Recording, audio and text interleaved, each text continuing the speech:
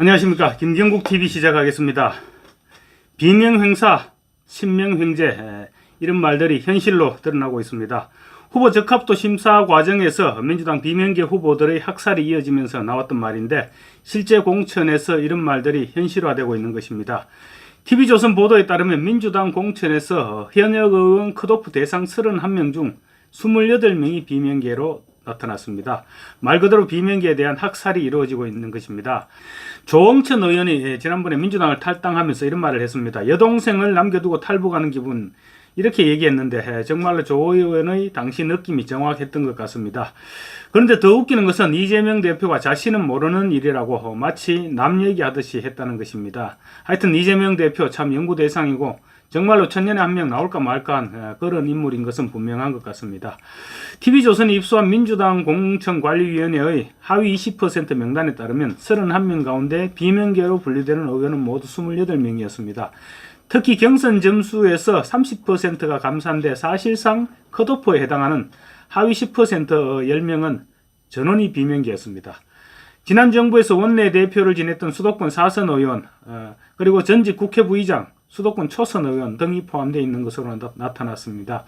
비명계의 박용진 의원은 오늘 국회에서 기자회견을 통해서 자신이 하위 10%로 통보받았음을 밝히면서 재심을 청구했습니다. 박 의원은 사당화의 위기에 빠진 민주당을 살리기 위해 구당운동을 하는 심정으로 국민에게 사랑받는 민주당을 다시 복원하겠다는 정풍운동의 각오로 오늘의 이 과하지옥, 그러니까 사타구니 밑을 기어가는 굴욕을 의미합니다. 과하지옥을 견디겠다라면서 오늘 민주당이 정해놓은 절차에 따라 재심을 신청할 것이라고 밝혔습니다.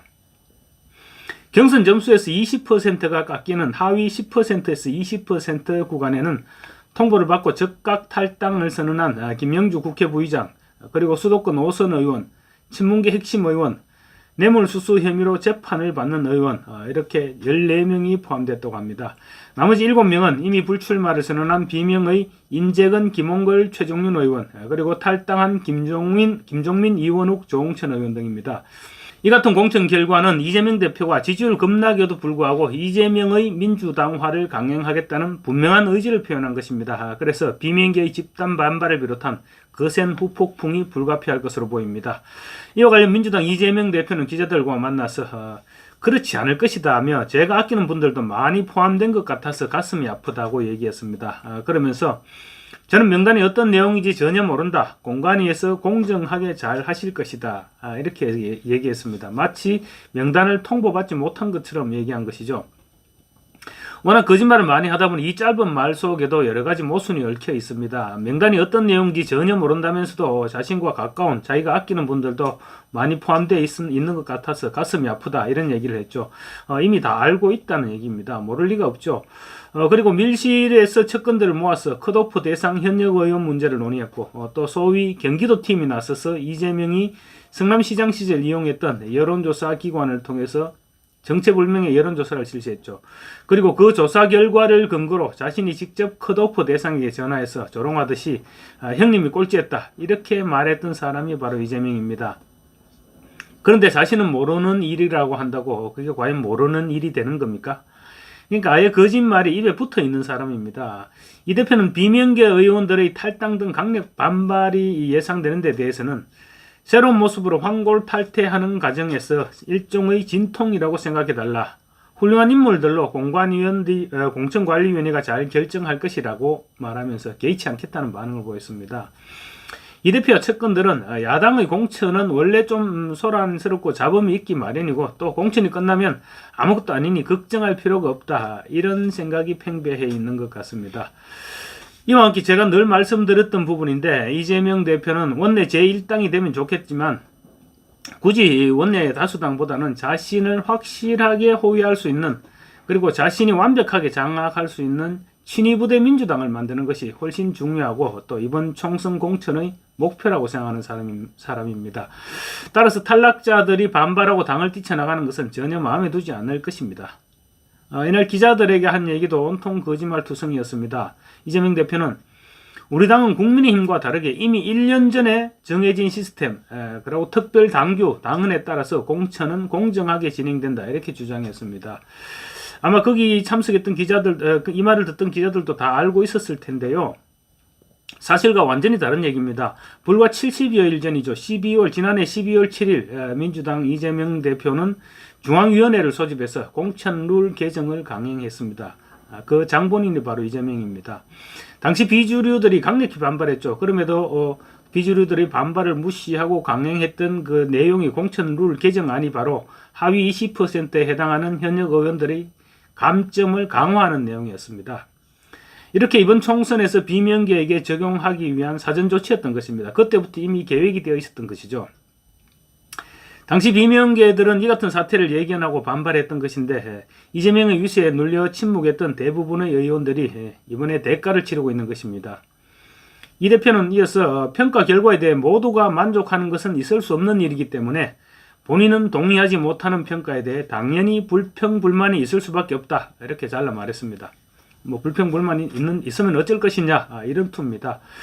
이 대표는 국민들께서는 새로운 정치를 바라시고 공천 과정에서 변화를 바라신다. 혁신이라는 말 자체의 의미가 가지는 것처럼 정말 가죽을 벗기는 고통을 의미하기도 한다.